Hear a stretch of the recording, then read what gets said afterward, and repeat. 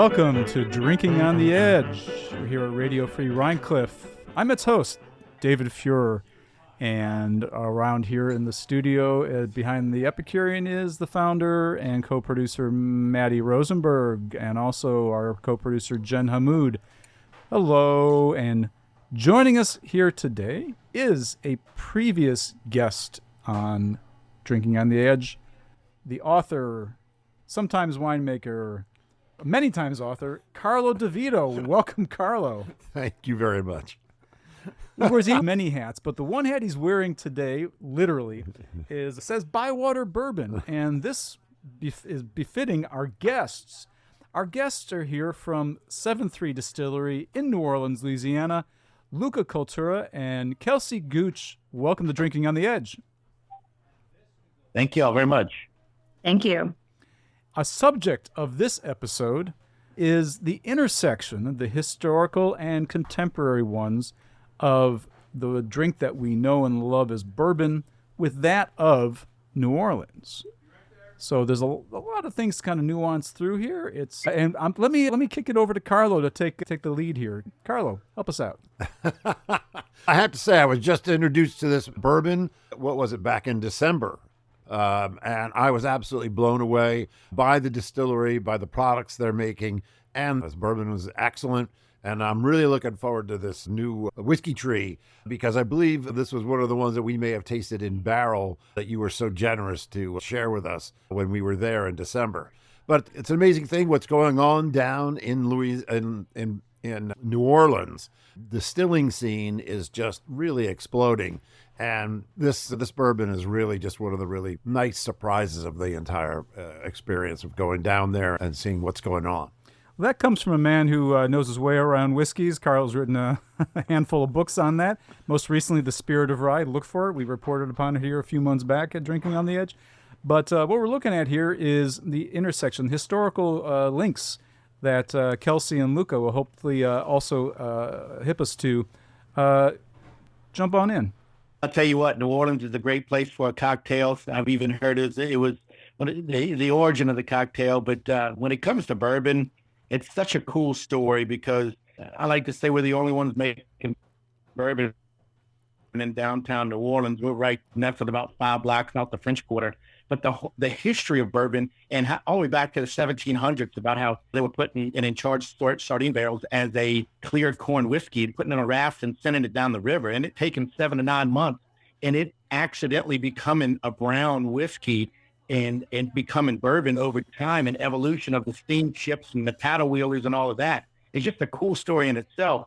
But it being unloaded into the Bywater, the stories that's been passed down through generations of them bringing barrels in down across, of course, it wasn't there at the time, but St. Claude Avenue right there in the Bywater, and they popped the bong and they realized it was brown and it wasn't clear like they had ordered, and they thought it was spoiled. Well, you've probably heard the story many times, but the story in itself is fun to tell guests when they come down to New Orleans and they experience the southern heat and what it does to making bourbon, but it actually being a part of the story and how it accidentally became bourbon over time is fun to tell in itself. Kelsey, you got anything to add to that? Yeah. One of the things as a bartender in this city is we have a lot of tourists that come in, because New Orleans has always historically been this cultural melting pot that has just drawn in people from all across the world to come and try us out. From the food, the culture, the parades, the festivals, and just the drinking culture as a whole.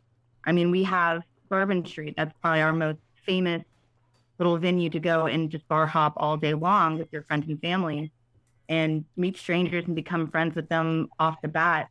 We just are one of the biggest places to come and have a good time overall.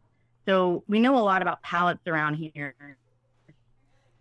in regards to food and beverage, and people will even say that drinks tend to taste a lot better in New Orleans than anywhere else.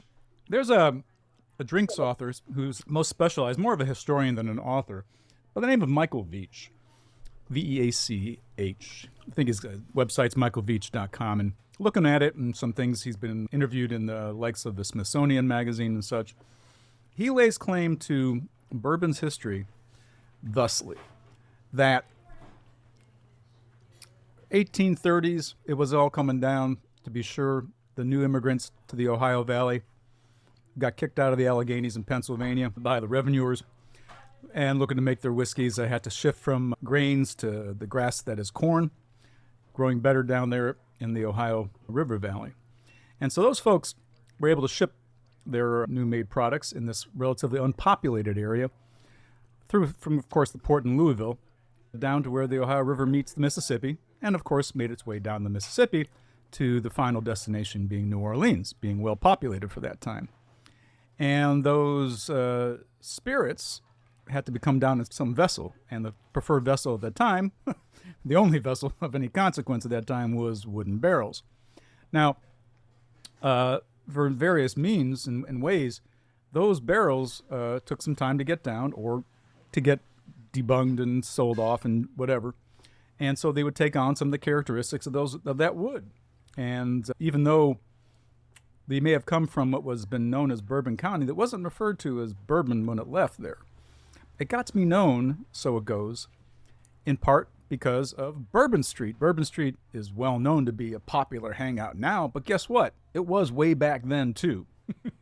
So Bourbon Street's always been, from my readings, you would know this as being locals there, y'all, is that Bourbon Street is the place it got named after, because that's where let's say a good amount of the drinking in New Orleans was occurring even back then. So the hanging of the moniker of Bourbon, probably more to do with Bourbon Street, more likely, according to Mr. Veach and his historical research, than anything to do with Bourbon County. Now, adding to this legend, or perhaps truth, is that there was a pair of French immigrant brothers by the name of John and Louis Carrot, enterprising young men, who thought that this brown liquid, the big drink of the time at that era, and still is today in many respects, is cognac. Cognac was known to be the drink to have. And cognac derived its characteristics from the oak barrel aging that it has got to be known for. Not only that, but there's other factors, but certainly the barrel aging caused cognac to be cognac. The whiskeys in the new United States were not really known for that at this point. They weren't known for being brown necessarily at all. No, a lot of the original cocktails were made. If you ever gander through Jerry Thomas's book, which David Wondrich explained so well, is that a lot of the original cocktails were made with brandy and then slowly became substituted with this brown liquor that was coming down from the Kentucky region. And that's really the genesis of how those cocktails started to become Americanized, if you will, because the brandy was eventually replaced by whiskey. So these young fellows coming from France, living in New Orleans presumably, gave word that this whiskey, this spirit that was coming down, should be aged in toasted or charred barrels. It's a little unsure whether the records show that it's toasted barrels like they do have in many parts of the world for wine and for spirits, right, like they do in cognac, or if they were indeed fully charred. Toasted or charred, there is a difference. That said, bourbon must come from charred barrels to be called bourbon in here in the United States. So they gave word that it has to come from barrels that have been exposed to a lot of heat and flame, whether it's toasted or charred, and then be served, because they wanted to replicate what people were experiencing, that brown, right, oaky vanilla richness that imparts cognac. They wanted that as well, because they really realized people like that flavor. Vanilla is a sexy flavor. Very. So that's the story I heard from Mr. Veach and my readings and all that. Add that to your lore down to New Orleans. It's my favorite theory so far. Michael's a very reliable source, so there's no question to me that it makes sense, especially as David alluded to earlier, when I was doing research about rye. What you see is as you go down from the north and as whiskey making moves south, the grain that's left over at the end of the year up north is rye, but when you get down south, it's corn is what's left over. And how do we get rid of that corn? And eventually, that's what becomes the dominant grain when you're making whiskey down in Kentucky and Tennessee. And also, corn is much more bountiful in that environment. Yeah. Right, because rye is very hard to grow in the South. Yet corn, they didn't have that much corn in the North, so it was a complete reversal. But that's how the agronomy affected what was being made where. There you go. And 7-3 Distilling is one of only 2 distilleries in all of New Orleans that is making bourbon. I asked around, I asked a lot of folks, and it's only you and the folks across the river there in Harvey who are doing it. So thank you for showing up for us today and sending these lovely whiskeys. Can you tell us a bit more about what you sent us here, Luka? We got both your Bywaters and something else that is a surprise. Yeah, I can't really see it on the screen right here. I think that, that's the Bywater 4 grain, and then that's the Bywater wheated. The one on my left, which is going to be the white label, that is the Bywater wheated. I'll get to the whiskey tree in just a second. But the Bywater wheated, we make start to finish right here in New Orleans, totally start to finish below sea level. And it's a 64% corn, 26% wheat, 10% not malted barley, but malted wheat. And we get some cool characters from that. And that's something that we're kind of messing around with, going back and forth, because with barley, you're kind of using malted wheat, you tend to lose a little bit more of the enzymes that you would normally get when you're using barley. But yet on the nose and then also on the palate, you get some creative floral notes and a little lavender coming through, with, of course, the vanillins and the butterscotch and all of that. But it's definitely a New Orleans bourbon. And then moving on to... We're gonna get to tasting that here. The bottle's being passed just for smelling right now. But we're going to go ahead and pour some. Smells beautiful. I'll leave it to Carlo. Just can you pour surely. a little bit to everybody here? Yeah, go on, Luka. Enjoy the nose on it. Yeah, the bottle was being passed just to smell. People were not drinking out of the bottle. Beautiful. We do have glasses here. So when you pop the cork on that Bywater, it instantly will hit you. And that's what makes it great it makes my favorite old fashioned. I'm actually having an old fashioned right now with the Bywater bourbon. Hey, you mentioned your wheat being malted rather than unmalted, Luka. That's not all that common for what I understand whiskeys and even bourbons to have. The use of wheat is usually to the grain itself that's not malted. But here you malted it. Why did you do that? And I want to hear Carlo kind of weigh in on his perspective as well. I'm interested to hear how they do it. So first you, Luka. I actually use wheat and malted wheat. Okay. 10% malted wheat. So every other week I'll go over there I'll take the truck and trailer and I'll go pick up 12,000 pounds of corn and wheat from Port Allen. Snotter Farms over on the other side of Baton Rouge, Mississippi River. I'll pick it up and tote it back. So it's a Louisiana corn and wheat that we're using. And then we bring in a malted wheat to finish, a 10% malted wheat. So there's no malted barley in there at all? No, sir. Ah, wow. And do you have to does the malted wheat actually then act as the enzyme that's breaking down everything in that mash? Yes, sir. Yes. Fascinating. I've seen wheat added to a lot of whiskeys, but I've not seen that done before. So that's pretty interesting, man. It's got a beautiful nose, and it's super smooth. Oh, thank you very much for that. Thank you very much. And it comes in as a 93 proof. We also have our... Although I got to tell you, I didn't interrupt you here, Luka. When you said 93 proof, the look on Jen's face and our newcomer here, Jill's face, was like they were shocked. But I think part of the shock is it slips down so... Yes, she's nodding her. Slips down so easy. And I have to chime in there. It's not quite over-the-top rich, but the richness is there. And it's smooth going down. Extremely well-balanced drink here, all by itself, unadulterated by ice, water, or anything else. No, it's beautiful, man. That's really a pretty whiskey. Hey, thank y'all very much. I'm beginning to love you, New Yorkers. I appreciate y'all. Good thing I had to put on my Bywater thinking cap. That's right. I'll tell you one thing about Bywater, all the way back to the 1700s. That's how we used to receive our bourbon, was Bywater. Right. That's right. There you go. Bywater. But it's really cool. It's fun to see people and engage in conversation about the history of bourbon. The finish of this bourbon moving on to the second product that you have there. Oh, thank you very much. Thank you very much. As a small craft distillery, we have the same problems everybody has. We can't make enough of it. People enjoy it. What you're sipping right now is actually allocated. So what we did is we wanted to get more out there, more of the Bywater name out there. So what I did is I brought in a rye, a 21% rye, and I married it with our weeded, and we came up with a 4-grain. So, wait, So so, we let's feel get like that. So say that again. You made a rye separately and then added that? No, I sourced the rye. So I brought in a rye, and I married it with our barrels of weeded to come up with a 4-grain. And that 4 grains are hot right now. People are enjoying them, but it's corn, wheat, rye, and barley. It kind of caters to what the rye drinker likes, a bit of a spice. But we feel like we hit it middle of the road because it's well-rounded to the point that it caters to both the weeded and the rye drink.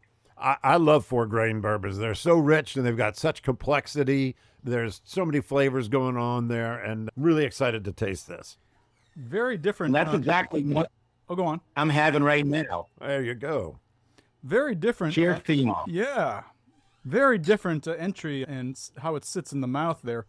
It's not as dense as the previous Biowater weeded one. It doesn't feel as dense to me. It feels more laid out in the palate, and the spiciness is most definitely there, like you say.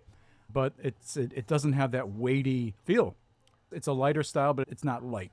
No. It's almost single malty in a way, like a Highlands. There's it's a little because the vanilla is not so dominant. I might have had this first if I had thought of it. If we had thought of it first, it's absolutely beautiful. I was gonna tell you, y'all's first sip came from the weeded. Yep. But my first sip this afternoon came from the 4-grain, and I got a vanilla bomb on the front. But then it finishes with like a cinnamon butter on a piece of rye. Yeah, it's got that little bit of Christmas spice to it. Bed. Both fantastic drinks. I'm curious, before we continue on with your third surprise bourbon here, and I hear Kelsey can jump in on this perhaps a little bit more because of her experience tending bar as well as being your ambassador there for 7-3 Distilling. How are people's impressions of bourbon in general terms when they come to New Orleans? Are they looking for cocktails, or are they bourbon curious? Or are they looking for rum, which has been the subject of 2 other previous episodes we've done on Louisiana? How are people, visitors, drinking it, and how are locals drinking it, Kelsey? I've worked in a couple different bar environments in the city. I've worked in dive bars. I've worked in upscale, high volume, more craft cocktail bars. I've worked kind of like a little happy mix of both. I've worked in bars that are whiskey dominant. We have a ton of allocated products all across the back bar. And that was actually my introduction into bourbon, whiskey, rye, Dutch, you name it. And I feel that a lot of folks who tend to love and appreciate whiskey, they want to try all the types of whiskey. And that was actually the first time when many people would come in and ask me if we had anything that was local. And for a minute, I said, no, unfortunately, there's not. Up until now, where the bar I currently work at, we do carry these products, and I'm able to say, oh, absolutely, I think you would really enjoy this. The majority of the commentary that I get is that this is amazing. I didn't think that bourbon could come from Louisiana, much less New Orleans. I thought it was only made in Kentucky.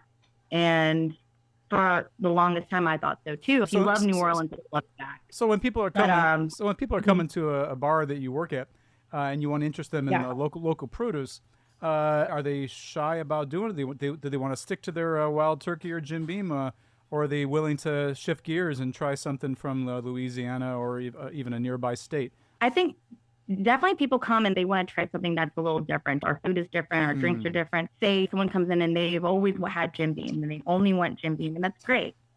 But they'll come to New Orleans and they're like, you know what? I'm going to try the muffalata. Even though I might not be a friend of olives, I'm going to try a muffalata. Oh, I like bourbon. I'm going to try the 7-3 bourbon that this bartender is selling me. And as I said, it's just been just great positive feedback, commentary. A lot of the times people will go to the distillery. I had someone come to my bar. I told them about 7-3 Distillery. They called my bar 2 days later, and I just so happened to pick up the phone and like, is this Kelsey? And I got scared because no one called my bar asking for me.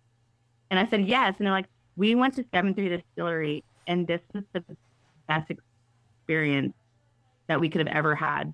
And it drew me to tears because I love my home and I love.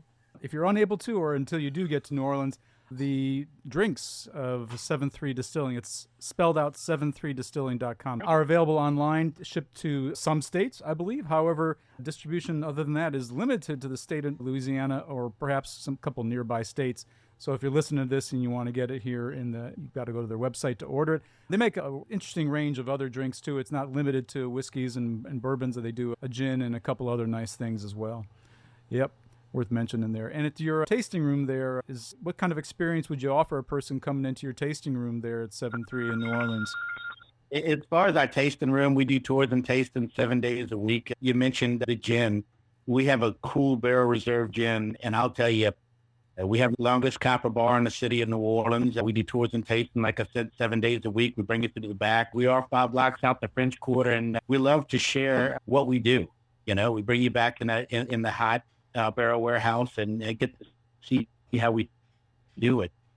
And what we do different down in New Orleans is we have, during the heat of summertime, from June, July, August into September, up close to the roof, the top rows of the barrel warehouse is experiencing 128-degree temperatures. So our red line is deep into that oak in those barrels. The aging happens pretty quick. I'd say probably Texas might have a red line a little deeper than us, but that's about it. While Kentucky makes amazing bourbon, we think we're making something pretty special down south too. By the way, I've been savoring the finish on that 4-grain, and it is really beautiful. That Christmas spice and that vanilla really do compete as it lingers in your mouth. Really a beautiful finish on that whiskey. I've just gone ahead. I've gone ahead and poured the third and final bottle of whiskeys you so graciously sent off to us. It's called the Whiskey Tree.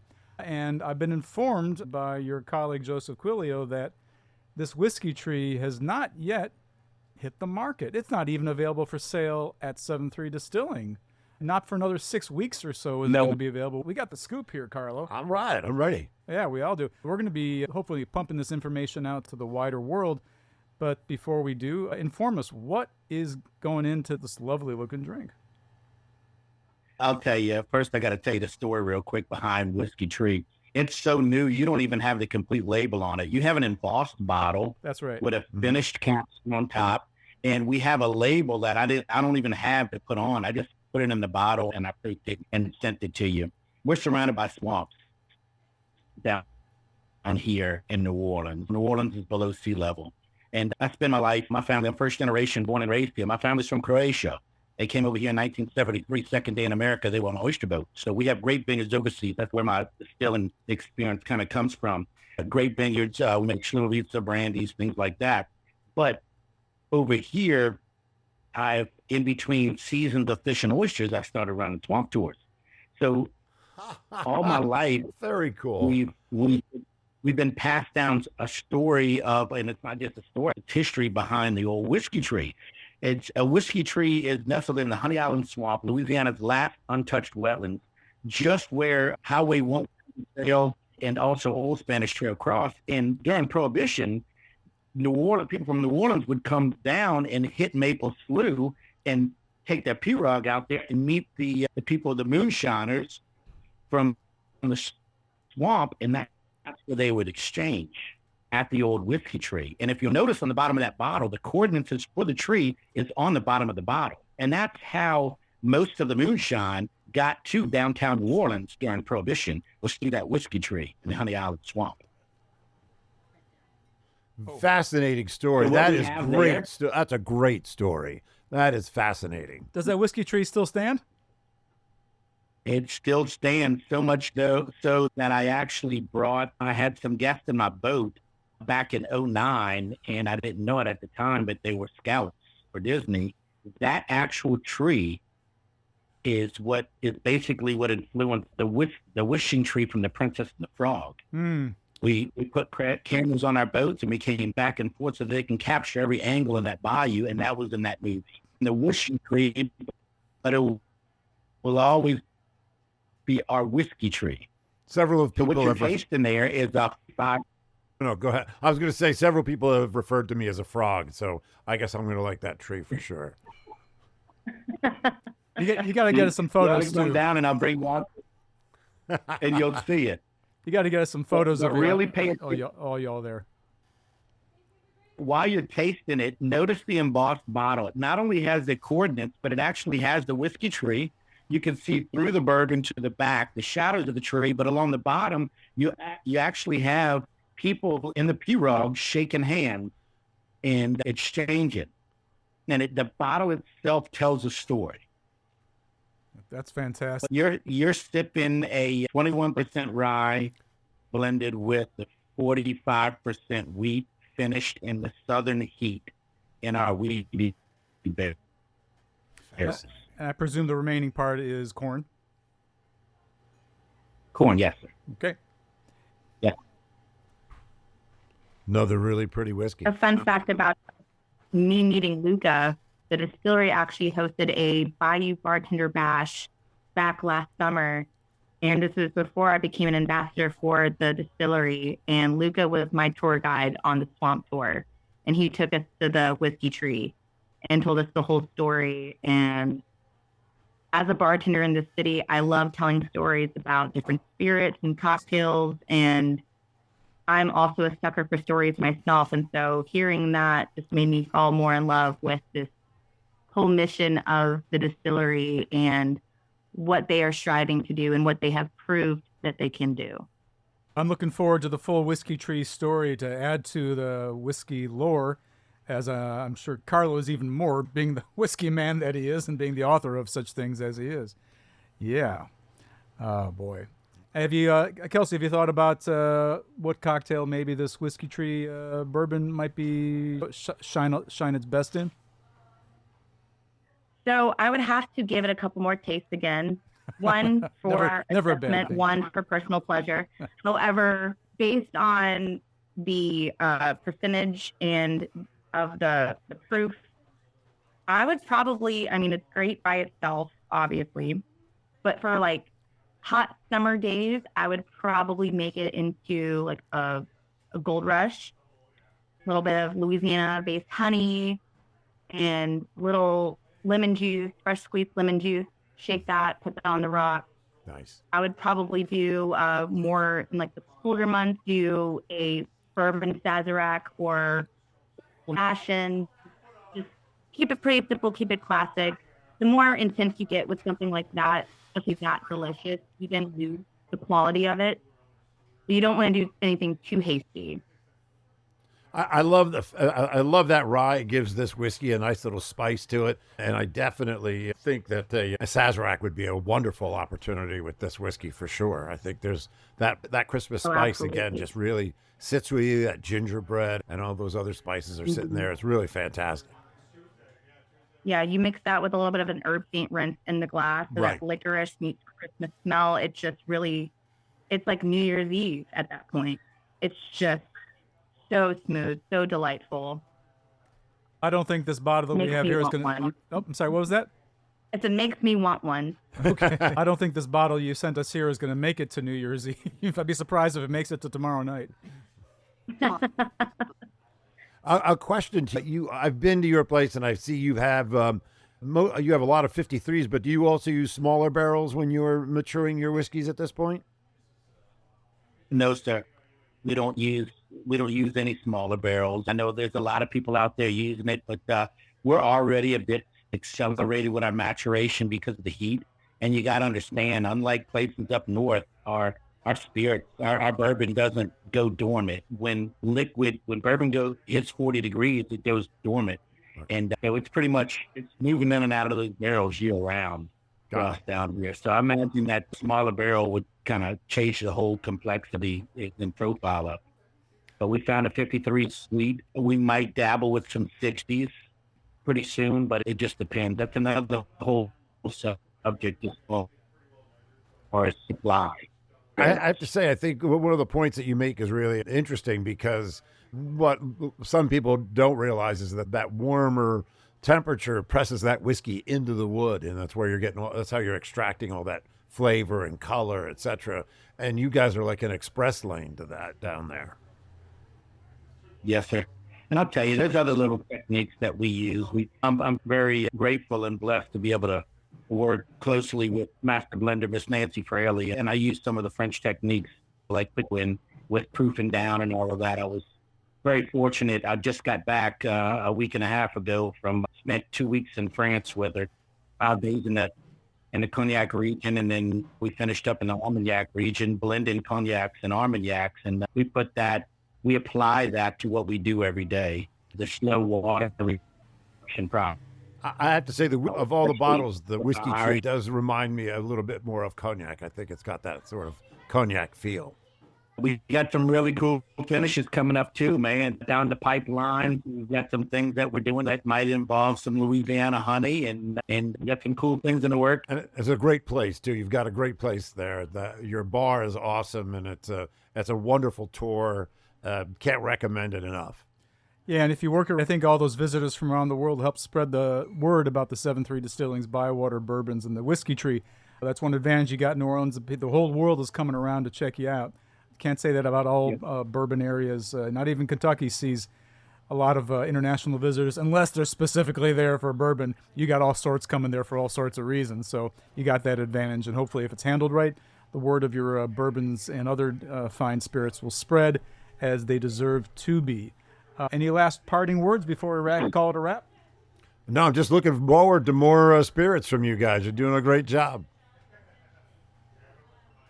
Hey, thank y'all very much. We put a lot of heart and soul into making these spirits. And what a good spirit does is it softens an environment to where you could walk into a party where you don't know anybody. We do it better than anybody else in the world. Thank you for having us as guests on, and we look forward to accommodating y'all. You're a wonderful host. Thank you, Kelsey Gooch. Thank you, Luka Cutura of 7-3 Distilling. And thank you, Carlo DeVito, for being my co-host here at Drinking on the Edge. We got some lovely bourbons to sip as the sun sets here along the Hudson River in Rhinecliff. Thanks for joining us on Drinking on the Edge. Thank you.